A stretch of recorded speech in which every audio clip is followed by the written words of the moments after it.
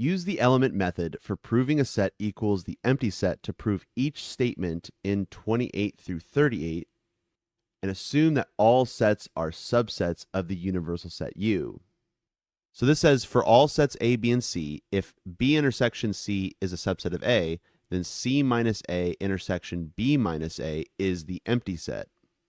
So this is an if-then statement, and we're going to assume the premise part.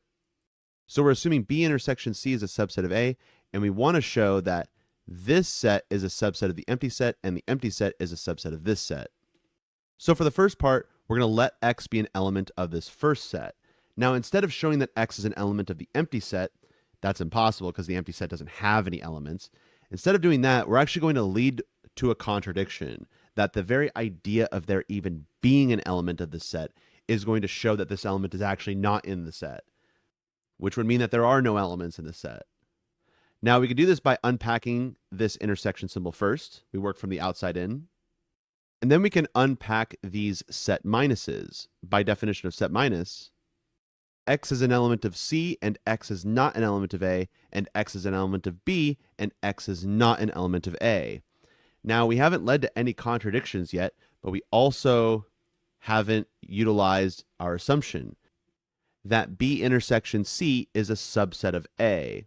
I notice here that X is an element of B, and X is an element of C.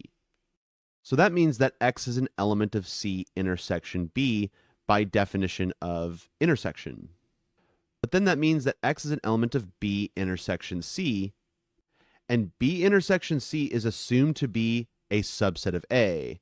So by definition of subset, since X is in this first set, then that means X must be an element of the second set here. That means X is an element of A. But now we have X as an element of A and X is not an element of A. And that's a contradiction, which means we have to reject the claim that there is an X at all. The very idea that there is an element in the set to begin with brings about contradictions. And it's the arbitrariness of X that allows us to extend this argument universally, to say that there are no elements in the set. So that proves the first part. The second part is also true because from the last two videos, I've explained why the empty set is a subset of every set. This is vacuously true. And therefore, both of these sets are equal to each other.